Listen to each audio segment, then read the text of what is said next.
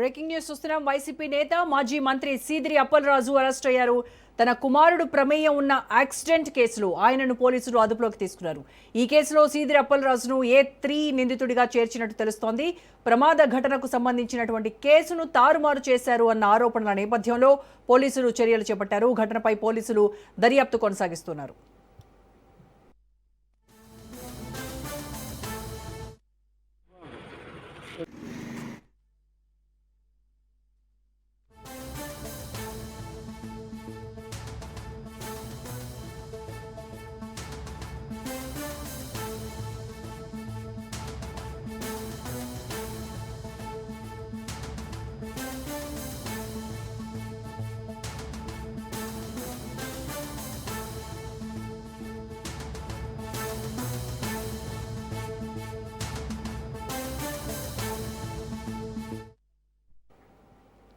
YCP నేత మాజీ మంత్రి సీదిరి అప్పలరాజు అరెస్ట్ అయ్యారు. తన కుమారుడు ప్రమేయం ఉన్నటువంటి యాక్సిడెంట్ కేసులో ఆయన్ను పోలీసులు అదుపులోకి తీసుకున్నారు.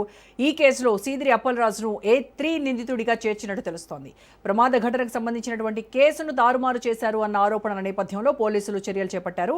ఘటనపై పోలీసులు దర్యాప్తు కొనసాగిస్తున్నారు. దీనికి సంబంధించి మా ప్రతినిధి శ్రీకాకుళం నుంచి నాగభూషణం మరిన్ని వివరాలు అందిస్తారు. నాగభూషణం, సీదిరి అప్పలరాజును ఎక్కడ అదుపులోకి తీసుకున్నారు, ఎక్కడికి తరలిస్తున్నారు?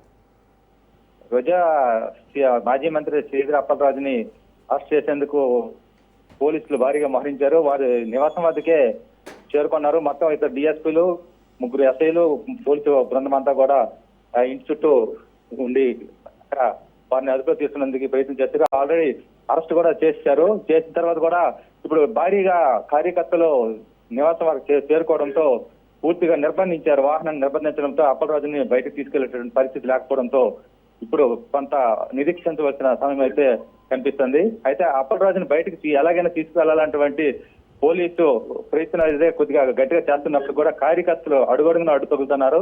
కాబట్టి పరిస్థితి కొద్దిగా ఉద్రిక్తంగానే అక్కడ కనిపిస్తుంది. అయితే ఈ కేసు విషయంలో అసలు అప్పలరాజుకి సంబంధం లేదనేది కార్యకర్తల వాదన. ఎందుకంటే ఈ యాక్సిడెంట్ కేసు అనేటువంటిది ఎన్నో జరుగుతుంటాయి. అలాంటిది ఈ కేసుని ఎంత దీనిగా ఎందుకు తీసుకున్నటువంటి కార్యకర్తలు అయితే కొద్దిగా గట్టిగా ప్రతిఘటిస్తున్నటువంటి పరిస్థితి అయితే ఇక్కడ కనిపిస్తుంది. అయితే ఈ నేపథ్యంలో అప్పలరాజుని A3గా చేర్చి ఒక కుమారుడు చేసినట్టు యాక్సిడెంట్ లో A3గా దీన్ని చేర్చి ఈ విధంగా ఇబ్బంది పెట్టడం అనేది కరెక్ట్ కాదని కూడా మరోవైపు వాదన వినిపిస్తుంది.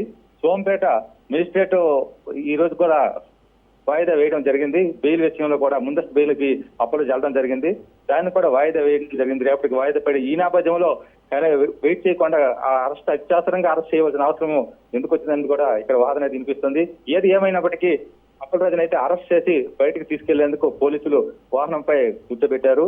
అయితే వైద్య పరీక్షలకి శ్రీకాకుళం రిమ్స్కి తీసుకొస్తారా లేదా పలాసలోనే వైద్య పరీక్షలు నిర్వహిస్తారనేటువంటిది ఇంకా స్పష్టత రాలేదు. ఏది ఏమైనప్పటికీ అప్పలరాజుని అయితే అరెస్ట్ చేసి రిమాండ్ తీసుకెళ్లేందుకు ఆల్రెడీ వాహనాన్ని ఎక్కించి అప్పలరాజుని బయట తీసుకొచ్చే ప్రయత్నం అయితే చేస్తున్నారు రోజా. అయితే ఈ సాక్ష్యాలు తారుమారు చేశాడు అన్నటువంటి కేసులోనే అతన్ని అరెస్ట్ చేశారా? అంటే తన కుమారుడు అరవ్ వర్మను ఈ ప్రమాద కేసు నుంచి తప్పించుకునేందుకు అప్పలరాజు కుట్ర పన్నారు. అసలు ఆ డ్రైవ్ చేసింది తన కుమారుడు అయినప్పటికీ కూడాను తన అనుచరుడి కుమారుడైనటువంటి ఇంకొక అతని పేరును పెట్టి ఈ కేసును తప్పుదోవ పట్టించేలాగా, సాక్ష్యాలు తారుమారు చేసేలాగా ప్రయత్నం చేసినటువంటి కేసులోనే ఇప్పుడు అరెస్ట్ చేశారా?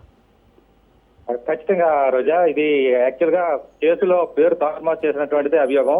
ఎందుకంటే సీసీ ఫుటేజ్ లో బండి డ్రైవ్ చేసినట్టుగా స్పష్టతగా కనిపిస్తుంది. కాబట్టి సాక్ష్యాలు తారుమారు చేయబట్టే A3గా చేర్చడం జరిగింది. దీన్ని బట్టి ఈ విధంగా తప్పుతో పట్టించిన అభియోగాన్ని బట్టి అప్పలరాజుని అరెస్ట్ చేసేందుకు ప్రయత్నం చేస్తున్నారు రోజా. రైట్. అయితే ఇప్పటి వరకు అప్పలరాజు పైన ఎలాంటి కేసులు నమోదు చేశారు? ఏ సెక్షన్స్ కింద కేసులు నమోదు చేశారు?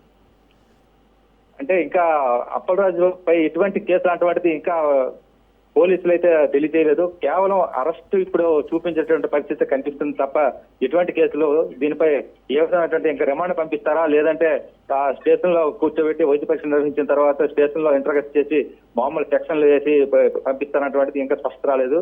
ఏదేమైనా రిమాండ్ కి పంపించేటువంటి పరిస్థితి అయితే మాత్రం కనిపిస్తుంది Roja. Right. Thank you Nagabhushan.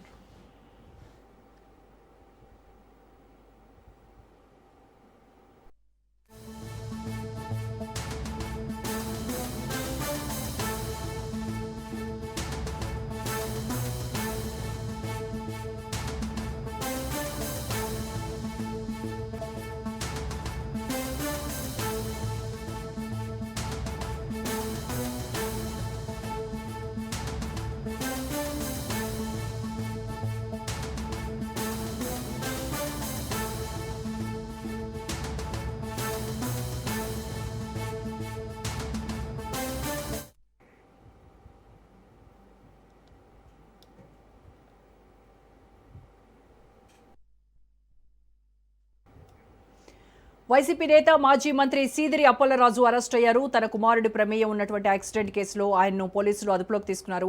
ఈ కేసులో సీదిరి అప్పలరాజు A3 నిందితుడిగా చేర్చినట్టు తెలుస్తోంది. ప్రమాద ఘటనకు సంబంధించినటువంటి కేసులు సాక్ష్యాలు తారుమారు చేశారన్న ఆరోపణల నేపథ్యంలో పోలీసులు చర్యలు చేపట్టారు. ఘటనపై పోలీసులు దర్యాప్తు కొనసాగిస్తున్నారు.